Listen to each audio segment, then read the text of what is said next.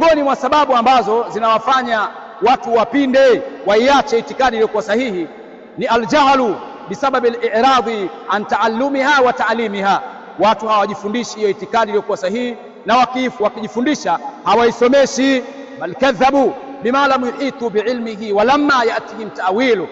Kwa nini walikadhibisha? Sema bali walikadhibisha kwa lile jambo ambalo hawakulizunguka kielimu na haikuwajia wao ile tafsiri iliyokuwa ya sawa, ikawapelekea wakakadhibisha haki kwa sababu walikosa ilmu. Kwa hiyo ujinga ndiyo sababu namba moja, na bila shaka linafahamika hilo kwa mtu mwenye akili timamu.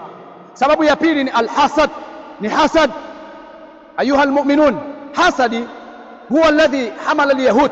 Hasadi ndio ambaye iliwapelekea mayahudi ala alkufri billah, katika kumkufuru Allah subhanahu wa ta'ala, wajahdi nubuwati Muhammadin sallallahu alayhi wa alihi wasallam, na wakapinga utume wa Muhammadin sallallahu alayhi wa alihi wasallam hali ya kuwa wanajua.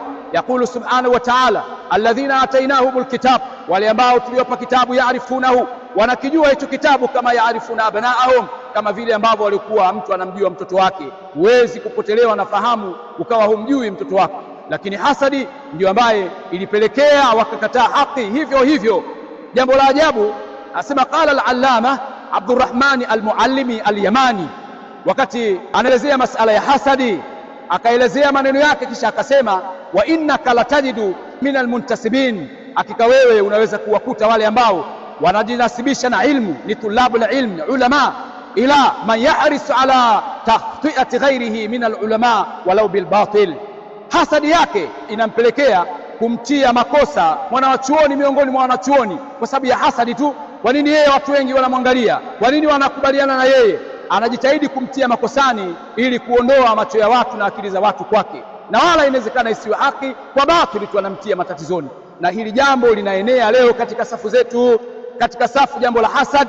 Watu wanaoneana hasadi wenyewe kwa wenyewe. Ayuha almu'minuna ibadallah, aina al-ikhlas? Ikiwape ile ikhlas. Kwani wewe unafanya ili watu wakufuate, au unafanya ili kwa ajili ya Allah subhanahu wa ta'ala, au unafanya kwa ajili uchukue majority ya watu kwamba watu waelekee kwako?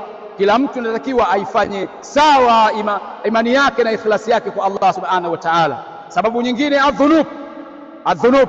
Yaqulu subhanahu wa ta'ala barrana ala qulubihim ma kanu yaksubun, bali nyoyo zao ziliingia kutu nyoyo zao kwa sababu ya yale ambayo walikuwa wanayafanya. Ayuha almu'minuna ibadallah, adhunub inama almaasi tadhur, bila shaka maasi yana madhara, na madhara yake yanakimbilia katika mioyo ya wanadamu. Tujiepushe na maasi, tumche Allah subhanahu wa ta'ala. Na jambo lingine ni tarku hidayati nnas, ni kuacha kuwaongoza watu. Mtu anajua lakini kusomesha hataki, mtu anajua lakini kusomesha hataki. Qala Ibn al-Qayyim rahimahullah, anasema Ibn al-Qayyim rahmatullahi ta'ala alayhi, fa inna man khazana ilmahu, hakika yule ambaye anaitunza elimu yake, haisomeshi, walam yanshur walam yuallimu, haienezi elimu hiyo na wala haisomeshi elimu hiyo, ibtalahu Allahu binistiyanihi, Allah subhanahu wa ta'ala atamtahini yeye kwa kuisahau elimu hiyo, wa dhahabihi minhu, na itaondoka kutoka kwake. Jambo hili kwa kupitia milango ya fahamu, jambo hili linafahamika, liko wazi, bali wale walioadhibiwa wamesoma lakini hawataki kulingania wako wengi, na tunalifahamu hilo. Hizi ni baadhi ya sababu, ziko nyingi, ni baadhi ya sababu ambazo zinawafanya watu wakapinda wakaiacha akida iliyokuwa sahihi.